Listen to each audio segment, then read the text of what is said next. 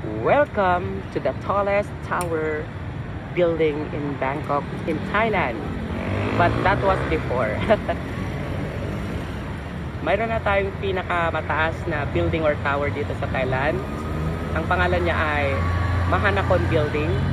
Nasa Bangkok City din siya. Pero ito dati, siguro mga 8 or 10 years ago, napalitan na siya. So, dito sa baba nito, sa gilid, ganyan, maraming mga mabibili. Kasi, night market. Okay, mahilig ang Thailand sa mga night market.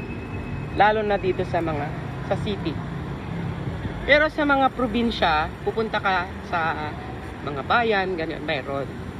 Pero sa mga baryo na, wala naman. Tahimik na buhay. So, ito ang itsura ng Bayok area or Pratunam area kapag mga ganitong oras. So, ang oras guys ay 8:30 ng gabi.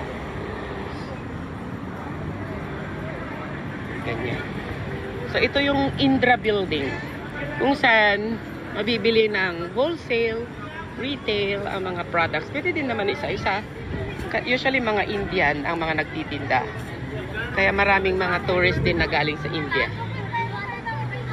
Maraming mga Indian food. Yan o, yung mga nakikita nyo, mga Indian restaurant. Tingnan nyo ah. Ayan o. Indian restaurant yan. Yung isa din, yun o. Tapos yan pa o. The Taste of India. Yung isa. Delhi Darbar. The Taste of India. Ganyan. So again, this is the Indra Hotel. No, not Indra Hotel. Indra Square Shopping Mall. Yes. Saan na yung kasama ko? So guys, pupunta kami, ulitin ko, sa night market. Ayan na, yung mga may pailaw dyan. Yan yung night market. So, bye muna guys, kasi hindi natin mai-enjoy ang gabi kapag vlogging ang ating purpose. Kasi ang purpose ko dito, dahil marami naman na akong video, is maglibang Saturday nights, ika nga.